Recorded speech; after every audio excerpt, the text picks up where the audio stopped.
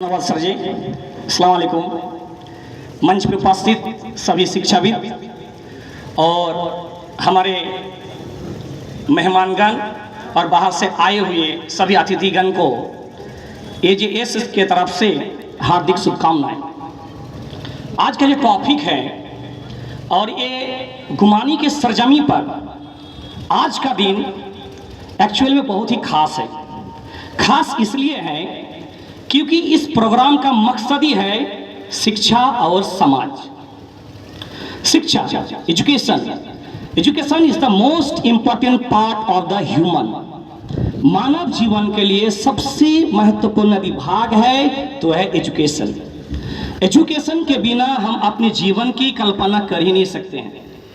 अब जो मुझे मौजूदा टॉपिक दिया गया है, बच्चों के प्रति पेरेंट्स की जिम्मेदारी और बच्चे का भी पेरेंट्स का क्या जिम्मेदारी है, दोनों टॉपिक पर बात करेंगे। सबसे पहली बात है कि मैंने 12 साल के दरमियान इस शिक्षा क्षेत्र में 2012 से जुड़े हुए हैं। 12 साल के दरमियान मैंने देखे कि लगभग इस दुनिया में प्रत्येक बच्चा खास होता है।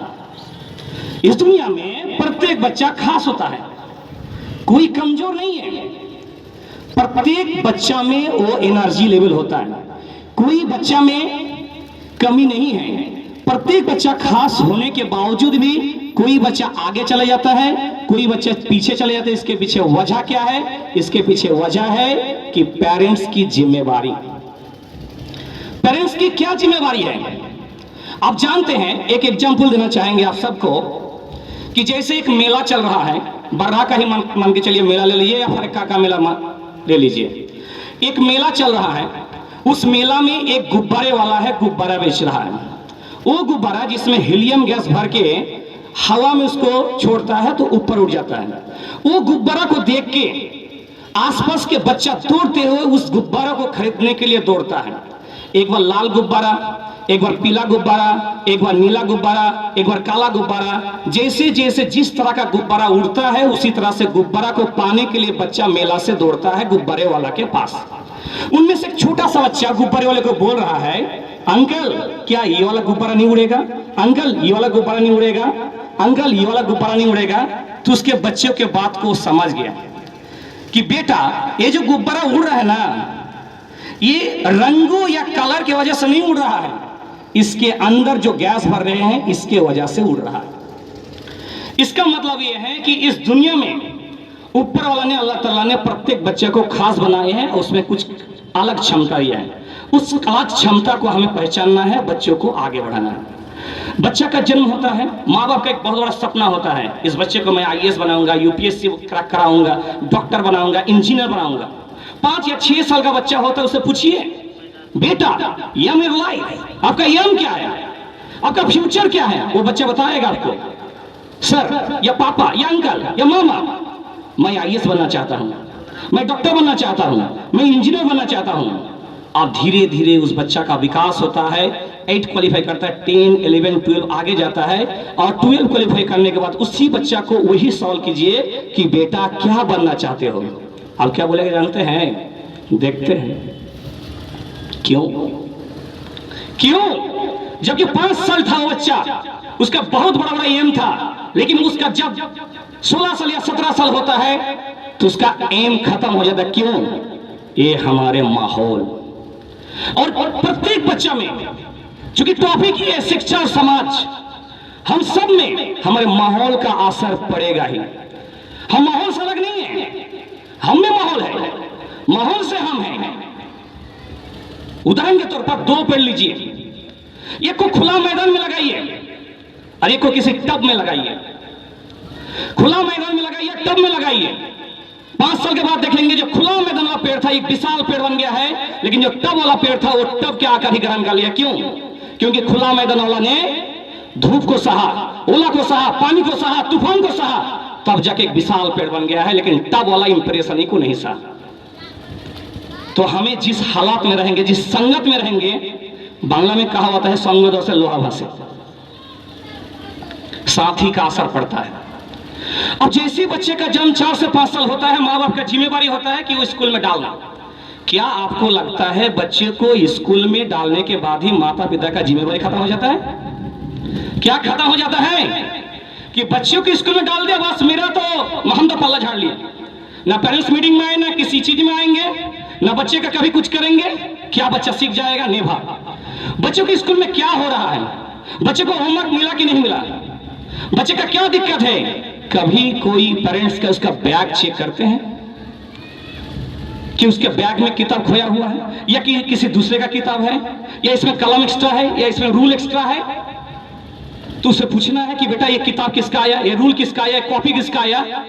वहां से शुरू होता है बच्चे और पेरेंट्स के बीच एक तरह का रिश्ता। अब बच्चा स्कूल जा रहा है, पेरेंट्स को आता पता नहीं कि बच्चा किस क्लास में, यहां तक कि ऐसा पेरेंट्स भी है आसिम सर, पूछते हैं कि बच्चा किस क्लास में है, पूछना पड़ेगा। सोचिए, गार्जियन को पता नहीं है कि बच्चा आखिर किस क्लास में है, और बड़ा बड़ा सपना है कि ये करेंगे वो करेंगे वो करेंगे। अच्छा सपना है आपका, बहुत अच्छा सपना है, लेकिन आपका जिम्मेवारी तो पूरा कीजिए। सिर्फ आप खेत में जाके पेड़ लगा दिया, छोड़ दिए, और आशा कर रहे हैं कि हमें उस पेड़ से फल मिलेगा। क्या आपको फल मिल सकता है? आपको पेड़ लगाने के बाद उसके चारों तरफ घेरना है, उसे समय में पानी देना है, खाद देना है, हर चीज करना है, देखभाल करना है, तब जाके एक बेहतर पेड़ बन सकता है। तो ये है हमारे पेरेंट्स की जिम्मेवारी, हमें पेरेंट्स का जिम्मेवार बनना चाहिए। बच्चा क्या कर रहा है नहीं कर रहा है, एक फ्रेंड के तरह उसे सलूक करना चाहिए, ना कि एक सख्त पिता के तरह। सबसे पहले उसको सिखाइए अनुशासन, डिसिप्लिन, कि डिसिप्लिन क्या होता है, क्योंकि कहा गया है यदि हर घर में अनुशासन का पालन किया जाए तो युवा द्वारा किया जाने वाला अपराध में 95 तक की कमी आ जाएगी, 95% की कमी आ जाएगी। यही है पावर ऑफ डिसिप्लिन, अनुशासन का पावर। अनुशासन का मतलब क्या होता है? क्या कोई बच्चा गलती करने से उसे बेल्ट उठा के पीटना शुरू करे? या अनुशासन का मतलब होता है बच्चे की आजादी छीन लेना? या अनुशासन का मतलब होता है कोई चीज ऊपर से थोपना? इनमें से किसी का भी आंसर हाँ नहीं है, ना है। तो अनुशासन का मतलब क्या है? अनुशासन का मतलब होता है कि आने वाले परेशानी को जड़ से उखाड़ फेंकने का नाम ही अनुशासन है। यह है अनुशासन का power, the power of discipline.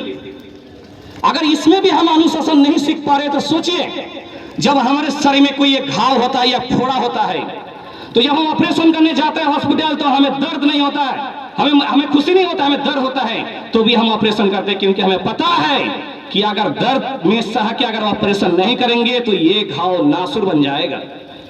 जब मादा हिरन अपने कोख से बच्चे को जन्म देता है तो तुरंत जैसे बच्चे का जन्म हुआ पीछे से आके उस बच्चे को लात मारता है। वो छोटा सा बच्चा अपने नरम पैर में खड़ा होता है, फिर गिरता है, फिर खड़ा होता है, फिर गिरता है, तब तक उसे लात मारती जाता है कि जब तक कि वो बच्चा खड़ा नहीं होता। इसमें भी अनुशासन है, क्योंकि वो मादा माँ जानता है कि यदि अभी हम बच्चे को दौड़ना नहीं सिखाएंगे तो कोई भद्दा जानवर आके उसको खा लेगा। इसमें भी अनुशासन है, ये है अनुशासन। आज हमारे इलाके में, हमारे मशहरा में माँ बाप, हर बच्चा जैसा 8 या 9 क्लास होता है तो सबसे बड़ा फैशन हो गया है, जरूरी है, कंपलसरी बच्चे के पास मोबाइल जितना जरूरी है उतना ही हमारे लिए हानिकारक है। माँ बाप समझ रहा है। आजकल 4 से 5 साल या 6 साल का बच्चा जो होता है, जब भी रोता है या कुछ करता है, माँ उसको मोबाइल पकड़ा देता है, लो बेटा खेलो, कोई दिक्कत नहीं है। और फिर वही 7 से 8 साल बाद वही प्रॉब्लम है, सर इसका तो आदत है मोबाइल रखने का। क्या कोई टीचर उसको लेके मोबाइल पकड़ाया था या माँ बाप पकड़ाता है? माँ बाप। आदत तो वही लगा देता है, क्योंकि बच्चे के साथ वो टाइम एक्सपेंड नहीं करता है, और टाइम एक्सपेंड नहीं करने की वजह से आज हमारे समाज में किसी कोना में पड़ा है बच्चा। डेंड्राइट एक तरह का लट्ठा आप जानते हैं, जिसका साइंस ने उसे बनाया है मजबूत जोड़ के लिए, लेकिन कोना में पड़ा आज नौजवान उसका नशा कर रहा है। क्या आपको पता है? आपके बेटा के पास मोबाइल है, उस मोबाइल में पबजी और फ्री फायर जैसे गेम है। क्या आपको पता है? कभी मोबाइल चेक किया आपके बेटा का? घर बंद करके, रूम बंद करके स्टडी कर रहा है, या मोबाइल चला रहा है, या पबजी खेल रहा है? क्या आपने देखे? कभी नहीं देखे, क्योंकि आज खेलेगा पबजी तो कल बेचेगा सब्जी। यह आज का विधान है, इसको कोई झुकला नहीं सकता है।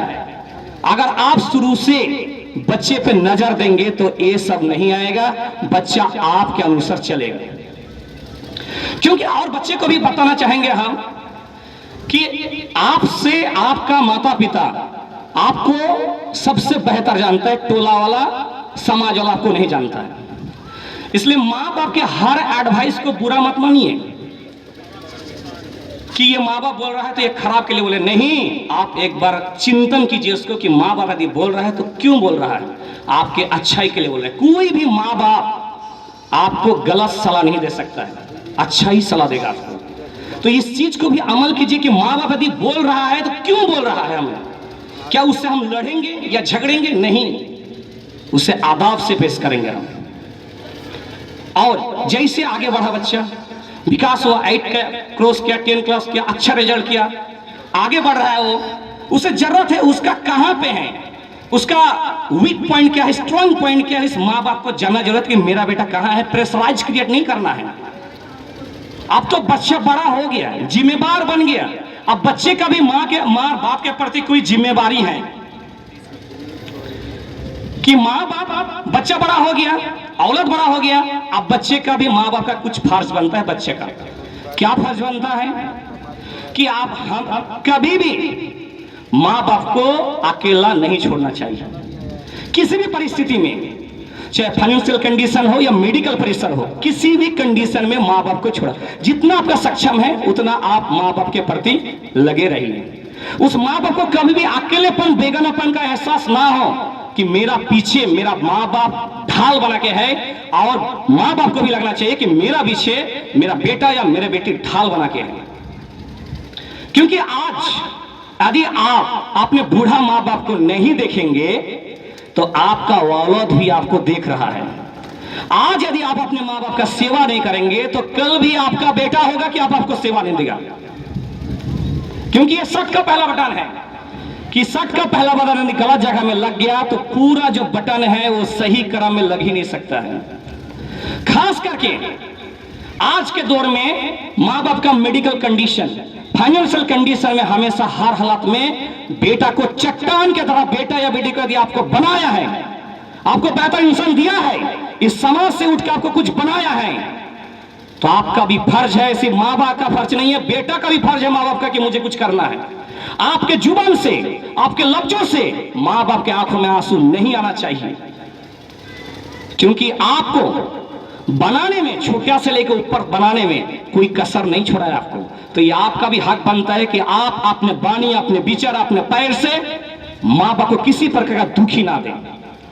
क्योंकि आप तो उसे यदि घर में नहीं, अब बाहर है, तो एक फोन कॉल का है, आप उसे फोन कर सकते हैं, उसका हाल चाल पूछ सकते हैं कि माँ आप कैसे हैं। खास करके जब आप छोड़ देते हैं,